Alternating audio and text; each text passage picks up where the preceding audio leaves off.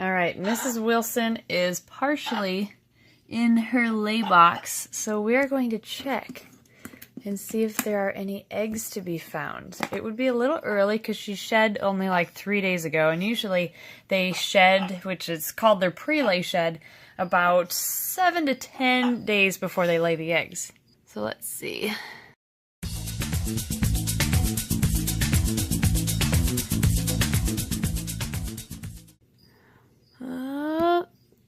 Nothing yet. All right, we'll check back later. Any eggs from Mrs. Wilson today? Oh, no, not with that fat belly. Hello? Hello, Cheyenne. How about tonight? Your head is poking out. Does that mean anything? I don't see anything yet, but she has been digging around quite a bit, so I'm gonna have to check in the morning. But I'll leave you alone for now. Good luck. Alright, it's the next morning. Have you laid eggs? You're still fat, so I don't think you have. You were just psyching me out last night, weren't you? Alright, how about tonight? Oh, wow. You've been busy renovating inside there, haven't you? That could be a good sign. Alright, let's see. Nothing yet. Alright, Mrs. Wilson, the legless lizards and I wish that you start laying your eggs. Man, you just have barricaded yourself. Oh. Oh, is that what I think it is?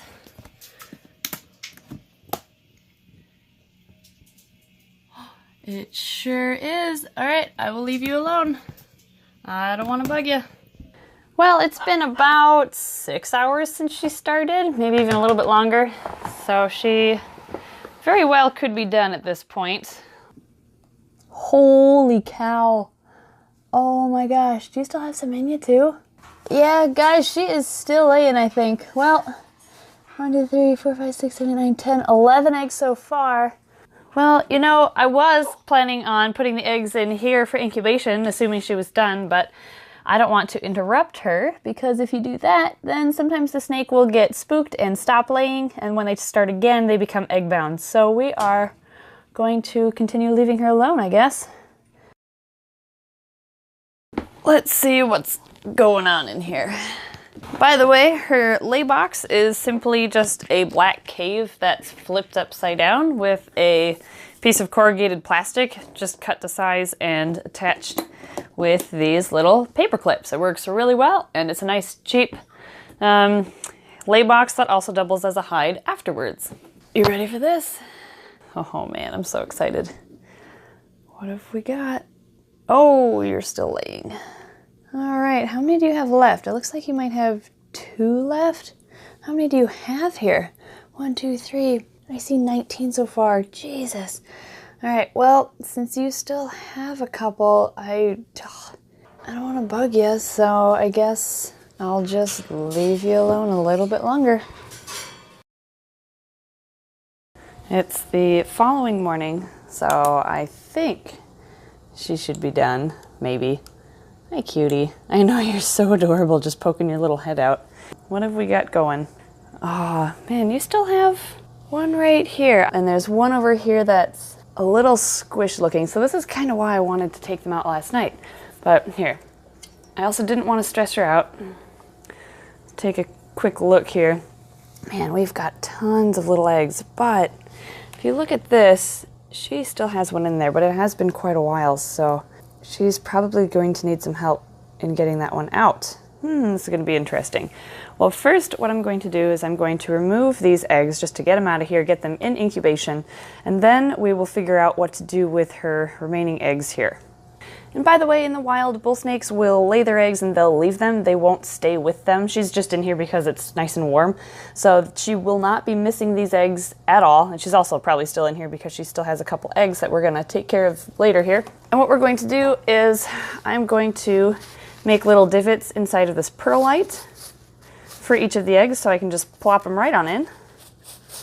And we actually did an experiment with perlite versus vermiculite, and you can use, because people will use either one of these incubation materials, and the experiment we did last year was with a different bull snake of ours where we split up her clutch between the perlite and the vermiculite to see if there would be any different hatch rates between the two, and the results showed us, it's actually this video right here, and the results showed us that you can use either one, but we tend to prefer the perlite because it makes a slightly less mess than the vermiculite does. It's also convenient because once the babies hatch, the shell can be rinsed off a little bit easier from the perlite than the vermiculite, and I like to give people eggshells when I go do their birthday party, or if somebody buys a snake, I'll usually try to give them the eggshell that came with the snake. Before I take these eggs out, I'm going to mark their verticalmost point so that if they happen to move in my hands, I can still maintain the orientation by knowing which side goes up. Basically, after the first 24 hours, the embryo will attach to the side of the egg, and after that point, you don't want to rotate the egg or the embryo could drown in its own fluids. So we're going to take these out, set them in, and I'm also going to have to peel apart these eggs because they are stuck together by an adhesive that is created by the snake. So we're just going to slowly peel these apart and place them in their incubation trays.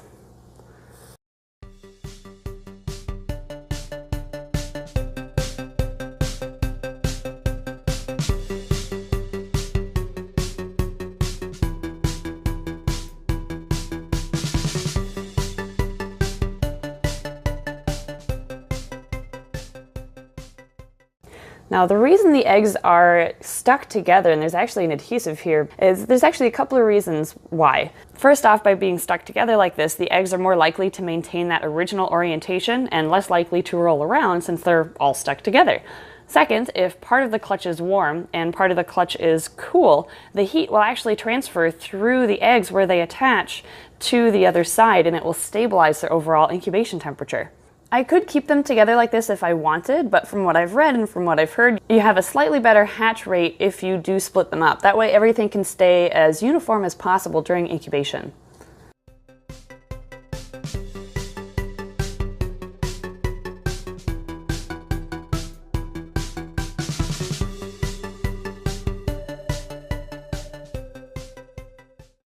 Well, this group of eggs may be stuck a little bit too well together for me to pull apart, so I think I am going to leave this clump together actually. We're just going to set them right in incubation. Since they're stuck so well, I don't want to risk ripping anything by pulling them apart, so yeah, I guess I'll make an exception and I'll just leave these together. This is a tiny little egg, look at that. Ah, and here, the squished one.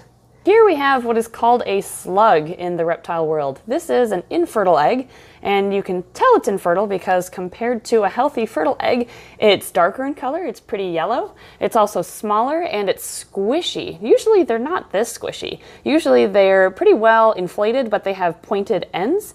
But this one's just a really unique slug, I guess. But regardless, it's not fertile, it's not going to hatch, so we are going to probably just feed it to my alligator, to be honest. In the meantime, we don't want to be ignoring these eggs, so I'm going to write down the date that they were laid, and we're going to put them in incubation.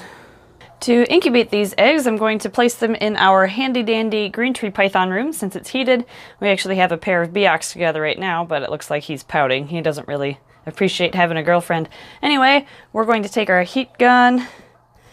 That's 87. You want the eggs to be incubated in the mid-80s. And there's risk incubating too hot, or more risk incubating too hot than too cold. So I think I'm going to try to keep them at 83, 82. I think that'll work. Yeah, that'll work just fine. So we're going to set them right on top of this Exoterra, I guess. Close it completely, Emily. And our eggs are all set. Well, after about 24 hours being stuck with those last 3 eggs near her vent, we decided that we had to go in there and we had to assist her in laying those eggs. There's a short time frame or a short period where eggs will actually die inside of the mother if they're not laid within that time frame, and we're kind of cutting our losses for the eggs, but we had to save Mom and make sure that she was safe and she was okay. We're pretty sure that she just expelled all of her energy on the first 22 eggs, 23 if you include the slug, and she had no energy left for the last 3 eggs. So we had to go in, and Ed and I together were able to, it took a little while, but we got the last 3 eggs out. Here's 2 of the 3.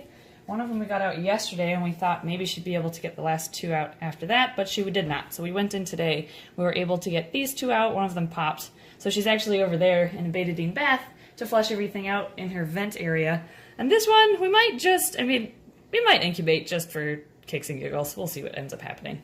Anyway, what came in most handy was a 3 ml syringe and a feeding needle. This is not an actual needle, it's hollow. It's used to feed our egg-eating snake babies, actually. And what we did was we extracted some mineral oil from here and inserted it through the vent into the area where the eggs were sitting to try to loop them up a little bit. And we were hoping that it would create kind of like, as my friend Chad so nicely puts it, a slip and slide on the way out. But unfortunately that didn't work. She still wasn't able to do it on her own. So then we went in and we used some other tools, and we actually used this to kind of help maneuver them out. And eventually we got them out, thankfully. So the moral of the story is, if you are going to breed snakes or you're currently breeding snakes, make sure you have on hand, because these were our lifesavers. Have mineral oil, which you can buy at any pharmacy. Have a syringe, a 1 ml or a 3 ml if you have a bigger snake. And most importantly, have a feeding needle. This is a 16 gauge feeding needle that we got from a squirrel rehabilitator, and I'll put a link to where to buy it in the comments. These were fantastic to have on hand, and I don't know what we would have done if we did not have these, because our vet was closed by the time that we realized she needed help, and it was a Saturday night, so they were going to be closed the next day as well, so we were kind of on our own. But we did it, thanks to your help. Thank you, Ed. What can I say? But we need to stay positive despite all that hassle, and this was the most hectic bull snake or any snake laying experience ever. Despite all of that, we need to focus on the positive. We have 22 awesome looking eggs that are fertile, and we're gonna try this one. We'll see what happens. I doubt anything's gonna happen. So we're gonna say we have 22 eggs, and we are really looking forward to seeing them hatch, because there's a huge variety of morphs that they could be. What's all the morphs they can be? They could be, with Dad being a hypoalbino, het whiteside, and axanthic, and Mom being a triple het, axanthic, whiteside, and albino, we could get a huge combination of the two. We could get albinos, whitesides, axanthics, then we could get snows, we could get white-sided snows or white-sided axanthics or white-sided albinos. Everything will be het hypo because Dad, and at least het albino because Dad is hypo and albino. Mm-hmm. Oh, I can't wait for this clutch to hatch. When they start hatching, I will let you know. We'll do a live egg cutting, but that will be around 55 days from now. Today's the 5th, so, oh, math. Mid-June? Anyway, we will be keeping you updated on the YouTube community page, the Twitter account, and the Facebook page to let you all know when the eggs start hatching so that you can join us during that live egg cutting. That'll be like Christmas in June. I can't wait. Mm-hmm. We'll see you then. Hello. I didn't even know you were gravid. I didn't think it took. I guess we have more eggs. And we have one final bull snake clutch from Brad. Good job, Mama. There's the second half. We are going to be up to our ears in bull snakes in 6 weeks. It looks really orange right here. Here, Rex, take care of this. Well, he caught it. Oh, now you realize you have it.